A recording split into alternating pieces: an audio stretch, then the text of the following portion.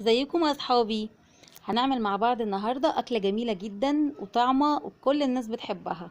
هي كفته الرز. مكوناتها سهله وبسيطه، وكمان طريقتها حلوه قوي. المقادير: على نص كيلو لحمه مفرومه استخدمت بصلايه كبيره او بصلتين متوسطين، وكمان استخدمت كوبايه ونص من دقيق الرز. وده بيبقى رز مطحون ناعم جدا، بيبقى شبه الدقيق كده زي ما احنا شايفين. وده انا بجيبه من عند العطار او من قسم العطاره في السوبر ماركت. وانا جربت قبل كده اعمله في البيت، نقعت الرز مده طويله وبعدين نشفته وفرمته، ما كانتش النتيجه كويسه. عشان كده انا بجيبه من بره. كمان عندي كزبره وبقدونس، وعندي بهارات ملح وفلفل اسود وكمون، ومعلقه صغيره من السبع بهارات ومعلقه صغيره من الكزبره. تعالوا بينا بقى نشوف الطريقه هنشتغل ازاي.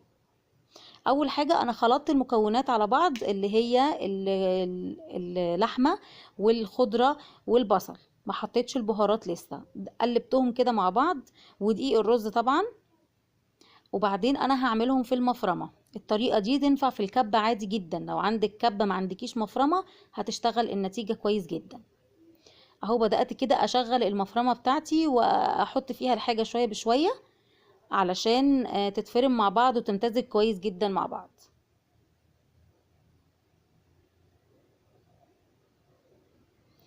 بضيف شوية بشوية. آه وطبعا الكفتة دي بتاخد اكتر من وش، يعني اكتر من مرة بنفرمها سواء في الكبة او حتى في المفرمة. لازم تتاخد كذا وش عشان تبقى ناعمة. هكمل الكمية كلها بنفس الطريقة. كده اللحمة بعد ما اخدت اول وش من الفرم، طبعا خشنة جدا لسه. بس في الوقت ده انا هضيف بقى البهارات بتاعتي اللي انا كنت مجهزاها، واعجنهم بايدي كده على بسيط. وبعدين هغير الوش بتاع المفرمة. انا دلوقتي بفك الوش بتاع المقدمة دي بتاعت المفرمة، وهحط. انا كنت دلوقتي السلاح ده هو الوسط، مش الواسع قوي، ده الحجم الوسط. هشيله واركب الناعم علشان يفرم لي العجينة كلها، تبقى كلها ناعمة كده وينفع اشكلها. هو ده الوش الضيق خالص اللي انا هركبه دلوقتي. هركبه وابتدي اعيد الطريقة تاني وافرم فيها الكفتة زي ما عملت في اول مرة.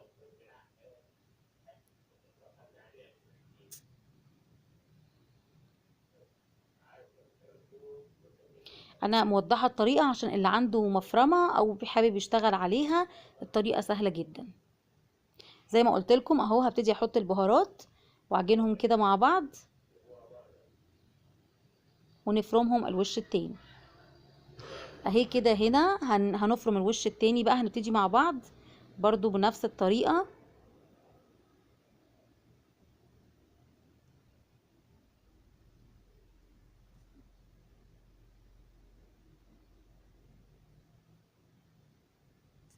ده شكل اللحمة اهي وهي نازلة، شايفين الفرق؟ بقت ناعمة خالص اهي، وكأننا عاملينها عند الجزار بالظبط. ده شكل الكفتة خلاص بعد ما نعمت خالص وكلها بقت عجينة واحدة اهي. شايفين بتتلم وتتشكل بسهولة جدا. هبتدي دلوقتي بقى اعملها، اشكلها سواء كور او صوابع. ده زيت انا بدهن بيه ايدي بس عشان العجينة ما تلزقش في ايدي. هبتدي اشكلها. انا بحب اعملها صوابع، يعني اتعودت بصراحة عليها، بناكلها كده. هعملها تقريبا كلها حجم واحد، وهصبعها كلها وبعدين نشوف المرحلة اللي جاية ايه. ودي الكمية اللي طلعت معايا تقريبا من مقدار نص كيلو لحمة. هي الاكلة دي موفرة جدا. ينفع كمان نعمل منها كميات ونفرزنها في الفريزر، وتطلع تبقى جاهزة على التحمير والتسبيكة يعني. برضو سهلة التحضير جدا.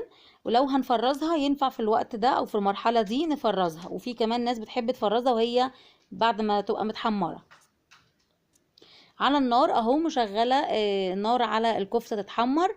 وفي الحلة اللي هشتغل فيها حطيت زيت، وهنزل بمعلقتين كبار من الثوم المفروم علشان اعمل التسبيكة بتاعة الكفتة. هنخلي بالي لازم ابقى واقفة جنب التوم، لان التوم بيتحرق بسرعة غير البصل بيغيب شوية.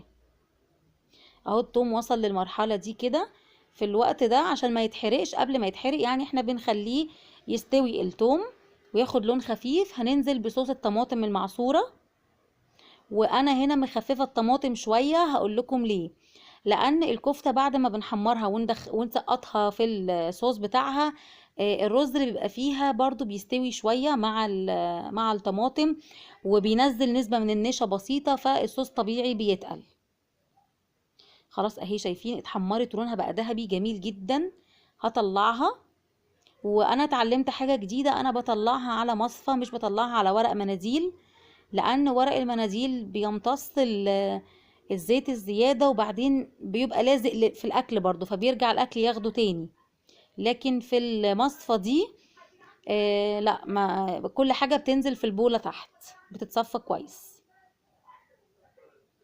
خلاص انا حمرتها. هكمل بقى بقية الكمية تحمير وهرجع لكم تاني. في المرحلة دي تقريبا الصوص بقى نص تسبيكة، هنزل فيها كل الكفتة اللي حمرتها، واوطي النار واسيبهم بقى ياخدوا يدوا مع بعض. ده شكل الكفتة بعد ما استوت خالص، اهي الدخانة طالعة منها، وقدمت معاها رز مفلفل. طعمها حلو جدا، الولاد بيحبوها، من الاكلات اللي بيحبوها الولاد جدا.